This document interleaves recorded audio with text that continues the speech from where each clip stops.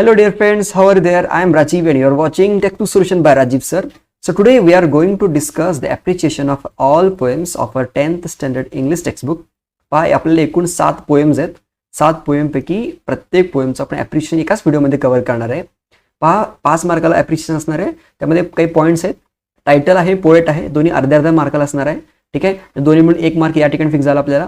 ठीक आहे, त्यानंतर राईम स्कीम असणार 1 मार्काला, सेंट्रल आयडिया 2 मार्काला असणार आहे आणि फिगर ऑफ स्पीच म्हणजे ह्या पोएममध्ये कोणतं फिगर ऑफ स्पीच केलंय हेच यूज केलंय हे सांगा, जास्त काय सांगायचं नाही. ठीक आहे, फक्त कमीत कमी मुद्दे सुद्धा आपल्याला लिहायचं आणि 5 मार्काला फिक्स करायचं. आणि हा विषय हा टॉपिक इतका सोपा असतो की नाही, यामध्ये खरं तर आपण 5 पैकी 5 घेऊ शकतो. ठीक आहे, सो डिअर फ्रेंड, जास्त वेळ न घालवता आपण पटकन जाऊया आपल्या पोएम नंबर 1 चे अप्रिशिएशनकडे. So dear friends, first poem आहे 1.1 अ टीन एजर्स प्रेयर. आपल्याला माहिती आहे हे कोण लिहिलं तर जे मॉर्स नावाच्या कवीने लिहिलेलं आहे. ओके, टायटल कसं लिहायचं? The title of the poem is a teenagers prayer. The poet of the poem is जे Moore's.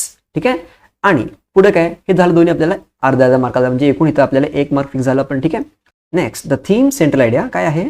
The main theme of the poem is a teenagers desire to make the right decision that leads to success in life. म्हणजे ह्यामध्ये जो teenager आहे, okay, त्या मुलाची जी Dzire इच्छा काय आहे तर त्याला चांगले डिसिजन घ्यायचं आहे जेणेकरून तो आयुष्यामध्ये सक्सेस होईल. The teenager prays to God to guide him her in the journey of life and stay with him as he has to take important decision in his life. Okay, म्हणजे त्याला तो आणखी देवाला प्रार्थना करतो की हे परमेश्वरा, तू नेहमी माझ्या सोबत राहा जेणेकरून मी प्रत्येक वळणावर, आयुष्यात प्रत्येक वाटेवर, पायरीवर मी सक्सेस प्राप्त करेन आणि त्यामुळे मला चांगलं डिसिजन घेण्याचं, राईट डिसिजन घ्यायचं मला एक ताकद मिळू दे म्हणून तो प्रे करतो. आणि हे सेंट्रल आयडिया आहे.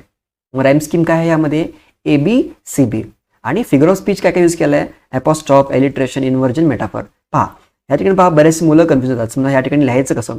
समजा तुम्हाला एक ट्रिक सांगतो. आपल्याला बऱ्यापैकी हे सगळे फिगर ऑफ स्पीच पार्ट असायला पाहिजे, म्हणजे ॲपॉस्ट्रॉफ कोणतं, एलिट्रेशन काय वगैरे वगैरे. ठीक आहे, समजा आपल्याला काहीच आठवलं नाही तर काय करायचं, कमीत कमी ह्यापैकी एखादं 2 तरी लिहून टाकूया आपण. ओके, जेणेकरून एकपैकी आपल्याला अर्धा मार्क तरी मिळून जाईल. ठीक आहे, त्यामुळे जास्त हे फिगर ऑफ स्पीच बद्दल खूपशी मुलं घाबरायचं काहीच कारण नाही. अगदी खूप सोपं आहे. फक्त ह्यामध्ये काय पाठ करायचं पाहिजे, आपला पोएमचं नाव आणि पोएट तर माहितीच असतं. ठीक आहे, मग पाठ काय करायचं? एक सेंट्रल आयडिया पाठ करायचं, थीम म्हणजे त्याला आपण म्हणतो थीम म्हणतो, राईम स्कीम आणि पार्ट ऑफ स्पीच. ठीक आहे, झालं, समजलं. आता आपण जाऊया नेक्स्ट पोएमकडे. सो सेकंड पोएम काय आहे? 1.3 बास्केटफुल ऑफ मून. ठीक आहे, टायटल पहा. The title of the poem is a basketful of moon. The poet of the poem is Sunil Sharma. Theme central idea काय?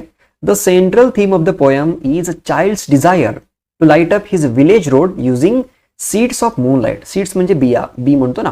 मूनलाईट म्हणजे काय? चांदणं. ओके, चंद्रप्रकाश. ओके, चंद्र. By sowing the seeds of the moon और moonlight the child wants to make his fathers travel easy, safe and swift. आपण सर्वांनी poem वाचलेले, अभ्यासलेले. तुम्हाला सर्वांना माहिती आहे की यामध्ये एक लहान मुलगा असतो, त्याचे वडील कामानिमित्त दुसऱ्या ठिकाणी जात असतात आणि गावाकडे येणारा जो रस्ता आहे तो पूर्णपणे अंधार आहे. त्या ठिकाणी रस्त्यावर दिवे नेत काय नेत, त्यामुळे याच्या वडिलांना घरी यायला खूप उशीर लागतो. त्यामुळे ह्याची इच्छा काय, सुप्त इच्छा काय की समजा आपण त्या रस्त्यावर समजा आपण चंद्र पेरलं तर, ओके, म्हणजे कधीही वेळेवर येऊ शकतील. अशा प्रकारे भाबडी म्हणतो ना, भाबडी कल्पना त्या लहान मुलाची आहे. ठीक आहे, छानसं पोएम आहे, सुनील शर्मा यांनी लिहिलं. राईम स्कीम काय? ऍक्च्युअली ह्या पोएम मध्ये कोणताही रूल्स फॉलो केला नाही, म्हणजे फ्री वर्स पोएम आहे. त्यामुळे the poem is written in free verse, so no rhyme scheme in the poem. Okay, and the figure of speech काय? रिपिटेशन. वारंवार यामध्ये रिपिटेशन यूज केलेलं आहे. ठीक आहे, हे झालं आपलं 1.3 बास्केटफुल ऑफ मून या पोएमचं appreciation. Next 2.1 you start dying slowly. Poet आहे पाब्लो नेरुदा. कसं लिहायचं सेम आपल्याला माहिती आहे. आता आपण डायरेक्ट सेंट्रल थीमकडे. The central idea of the poem is that everyone should enjoy each and every moment of life. आपल्यापैकी प्रत्येक जण आपल्या आयुष्यातलं प्रत्येक क्षण आपण एन्जॉय करायला पाहिजे. The poet also suggests to change the lifestyle, fulfill the passion, remain positive, take risk and follow the dreams. म्हणतो ना आपण, म्हणतो ना रिस्क घेतलं नाही तर काहीच नाही आहे. बरोबर आहे, रिस्क नाही आहे तो कुछ भी नाही आहे. त्यामुळे आयुष्यात प्रत्येक ठिकाणी रिस्क घ्यावं लागेल आणि पॉझिटिव्ह राहावं लागेल आणि आपलं जे काही पॅशन, जे काही ड्रीम आहे ते फुलफिल करण्यासाठी आपल्याला खूप कष्ट घ्यावे लागतील. इफ वी आर अफ्रेड, जर आपण घाबरलो, and do not chase our dream, आपण आपलं जर ड्रीमच्या पाठीमागे जर लागलो नाही, then our lives can become meaningless. त्या मग आपलं आयुष्य जे असणार आहे ना ते अत्यंत मिनिंगलेस असणार आहे, निरर्थक होणार आहे. आणि are as good as dying slowly, जे की एका मृत समान असणार आहे. त्यामुळे आयुष्यामध्ये नेहमी कसं असायला पाहिजे, आपण प्रयत्न करायला पाहिजे, नवे नवे स्वप्न पाहायला पाहिजे. भले स्वप्न तुटले तरी पुन्हा नव्याने स्वप्न पाहून त्या पाठीमागे लागायला पाहिजे आणि आयुष्यामध्ये नेहमी पॉझिटिव्ह राहायला पाहिजे. छानसं पोएम आहे. मग ह्याच्या फिगर ऑफ स्पीच काय आहे, राईम स्कीम काय आहे? साहजिकच ह्या पोएम पण कसं आहे, फ्री वर्समध्ये लिहिलं आहे, त्यामुळे no rhyme scheme of this in the poem. Figure of speech कोणतं यूज केलं आहे, एलिट्रेशन, रिफ्रेन, मेटाफर आणि ॲनाफोरा. ठीक आहे, हे चार फिगर ऑफ स्पीच पाठ करा आणि सोपं आहे. ठीक आहे. नेक्स्ट पहा 2.3 दॅट मीन्स. साहजिकच पोएट कोण आहेत, हेनरी एस ले. ठीक आहे. सेंट्रल थीम काय आहे, this is a funny poem about identical twins. Okay, दोन जुळ्या भावंडांमध्ये असलेली एक फनी पोएम आहे. The central idea of the poem is the problem faced by the one of the sibling. Okay, दोन भावंडांपैकी एका सिबलिंग, ओके, एकाचं हे प्रॉब्लेम आहे due to the same physical resemblance. आपण जुळे का म्हणतो, कारण ते दिसायला सेम असतात म्हणून त्यांना म्हणतो आपण जुळे म्हणतो. ओके, रिझेम्बलन्स, सारखेपणा, एकसारखेपणा. The boy expresses his sadness, okay, over the fact that he has always been mistaken for his twin brother. म्हणजे ह्यात जो बोलणारा जो लहान मुलगा आहे तो खूप सॅड आहे. सॅड काय, तर दरवेळी होतं काय की म्हणे समजा ह्याचा लहान जो जुळा भाऊ आहे तो जर काय गुन्हा केला, ओके, तर पनिशमेंट याला मिळते म्हणे. ठीक आहे, त्यामुळे दरवेळेला वाटतं की मीच का, तर त्यामुळे हा सॅड झालेला आहे. The poem is very humorous in nature. Humorous म्हणजे विनोदी आहे. And talks about the twins in a light hearted manner. आणि ट्विन्स जुळ्या लोकांची समस्या, त्यातले जे गमती जमती, हे एक अत्यंत लाईट मॅनरमध्ये सांगितलेलं आहे. खूप छानसा पोएम आहे. ठीक आहे. आणि ह्याचा राईम स्कीम काय आहे, ABAB CDCD. ठीक आहे, ABAB CDCD. आणि फिगर ऑफ स्पीच कोणकोणतं यूज केलं आहे, एलिट्रेशन, रिपिटेशन, पन अँड हायपरबोल. ठीक आहे. 3.1 if is a poem. Okay, आणि कोण लिहिलंय, साहजिकच रुडियार्ड किपलिंग आहे. ठीक आहे. चलो, सेंट्रल आयडिया काय, the central idea of the poem is advice given by a father to his son about life. Okay, म्हणजे ह्यामध्ये बोलणारे व्यक्ती कोण आहे, वडील आहेत, आपल्या मुलाला सांगतात काहीतरी ते ॲडवाइस देतात, सल्ले देत आहेत. ओके, म्हणतो लाईफ लेसन म्हणतो की ना, तशा प्रकारे the father is telling his son what qualities he should have to be good human being. म्हणजे फादर आपल्या मुलाला सांगतात की जर तुला तर उद्या जाऊन चांगलं गुड ह्युमन बिईंग बनायचं असेल तर तुझ्यामध्ये कोणकोणते क्वालिटीज असायला पाहिजे, त्यातले तुझ्याकडे कोणकोणते गुण असायला पाहिजे सांगितलेले आहेत. The poem is like a rule book to perfect the art of living and being good human being.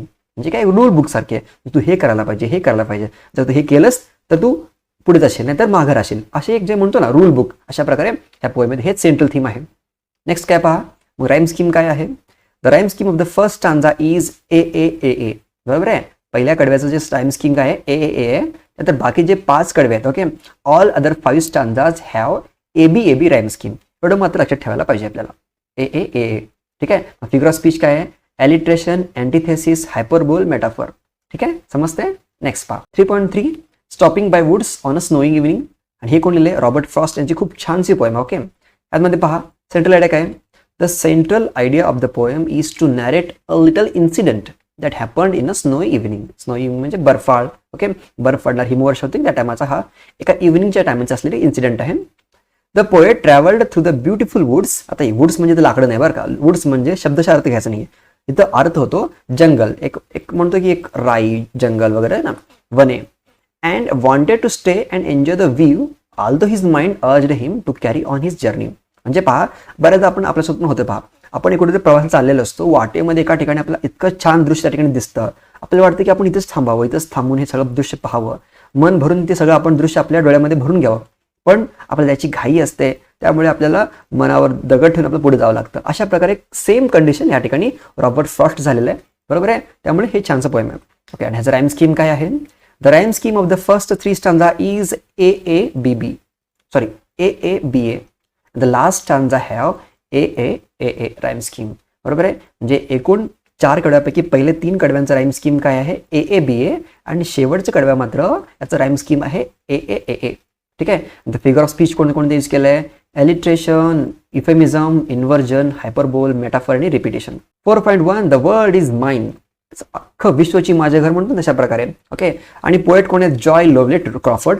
ठीक आहे, यांनी पण काय म्हणलेलं आहे, the central idea of the poem is to be thankful to what we have rather than crying for things which we do not possess. म्हणजे बऱ्याच आपण म्हणतो की ना, आपल्या संतांनी म्हटलेलं की ठेविले अनंत तसेची राहावे, चित्ती असू द्यावे समाधान. तसं इथं पण यांनी काय म्हणतात की तुझ्याकडे जे काय आहे त्यावर तू थँकफुल राहा. ओके, आणि नाही की तू रडत बस की माझ्याकडे हे नाही आहे ते नाही आहे. बरोबर आहे. पुढे काय म्हणतात बघा, we are blessed with the ability to walk, talk and do our work. If we are thankful to God about what we have, all the joy of life of world is ours. बरोबर आहे. आपल्याकडे ज्या गोष्टी आहेत त्या गोष्टी आपण thankful झालो, ओके, आणि त्या गोष्टीवर आपण समाधान झालो, तर आपण आपल्या इतकं सुखी म्हणून जगावर कोणीच असणार नाही. बरोबर आहे. म्हणून हे म्हणतायत की ज्याकडे जे काही गोष्टी आहेत त्या गोष्टीमध्ये तू समाधानी राहा. ठीक आहे. The world is mine. आणि ह्याचं राईम स्कीम पहा.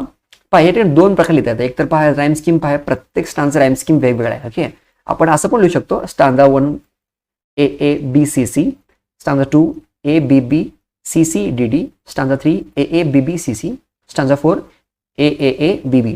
ठीक आहे. हे असं लिहू शकतो. किंवा आपण असं पण म्हणू शकतो the poem is in free verse and there is so many rhyming pairs, rhyming schemes in the given poem, असंही म्हणू शकतो आपण. ठीक आहे. आणि फिगर ऑफ स्पीच काय आहे? अलिट्रेशन, ॲपोस्ट्रॉफ, हायपरबोल आणि इन्व्हर्जन.